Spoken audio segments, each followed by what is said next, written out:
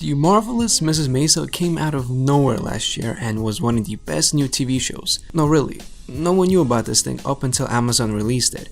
And then it seemed like everyone was so completely obsessed with the series. And for very good reason, because it's marvelous. Pun intended. The 1950s New York setting is awesome. The set design, costume design, and cinematography is some of the best around. But most importantly, the acting and the main story, that of Midge Maisel trying to become a female stand-up comic in the 1950s, is incredibly compelling. Season 2 is bigger and better. Shout out to that bigger budget. And it's really more of the awesome same. Let's break this down. Season 1 saw Midge get separated from her husband Joe, leave her lavish and comfortable rich lifestyle behind for something a lot more daring and exciting. And most importantly, something that's very uncertain. Midge is an amazing comic, so move aside, Bill Burr. This is an underdog story for Midge, and who the heck doesn't love an underdog story, right? Season 2 begins in Paris, of all places. Midge's dad Abe, played by the legendary Tony Shalhoub, completely forgot that his wife, Midge's mother, Rose, left the whole family to go live in Paris. The big gender issues that drive the show are perfectly summed up in this conflict. Abe didn't really pay attention to Rose, and when he finds out she hasn't been living with him for months, marches to Paris to force her to come back home, even though she's loving her new lifestyle. How rude. The bigger budget is on full display because the first 2 episodes were filmed on location in Paris.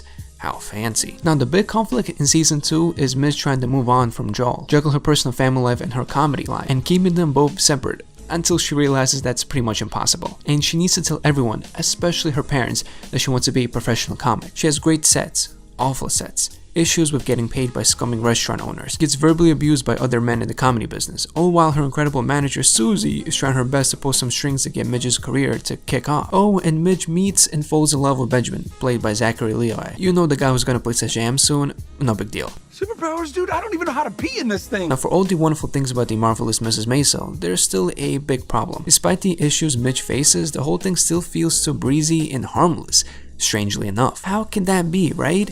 When you have a woman trying to make it as a comic in 1950s after having 2 kids and getting divorced. Imagine how much you'll get judged for that even today, let alone during the 1950s. For example, in the final episode when Midge is performing in some fancy club, she talks about being pregnant, but she gets rushed off stage by the owner and he talks about how it's okay for men to talk about crazier stuff.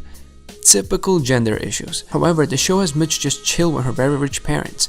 There's never an issue of her raising her 2 kids. Like, it's barely dealt with at all, and her relationship with Joel isn't that terrible. Sure, they have issues since they're separated, but it's far better than you expect for any ex-husband and wife to have. It's like Midge has problems, but they're rich people problems. But at the same time, she's pursuing something crazy and extremely difficult. So the final episode is all about Abe deciding whether or not Benjamin can marry Midge.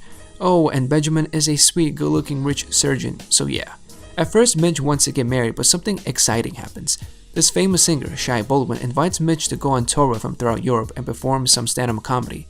She finally got her big break in her career, and the second season's big conflict comes to a head. Midge has to decide to stay in New York, maintain her comfortable lifestyle, adhere to her parents' values and lifestyle choices, and once again get married to a rich guy, or pursue her dreams in Europe. She can no longer be stuck in the middle, to go achieve her dreams without having to actually deal with the big issues that come with that. And Midge's bravery has an effect on her dad of all people, who finally decides he doesn't want to keep his tenure at Columbia, be safe and sound, but instead also make a brave choice and go teach somewhere else, do something else, take a leap of faith. As Midge watches a fellow comedian, someone a lot more established than her, perform, she's completely transfixed, and right then and there she makes that final choice. She bids Joel goodbye by kissing him, saying she just needs someone to love her for that one night before she moves away forever, to start a completely new chapter in her life. The 3rd season will most likely pick up in the middle of her tour, and with all the ups and downs associated with it. Maybe we'll finally see even more obstacles being thrown at Midge right when she doesn't have any safety nets.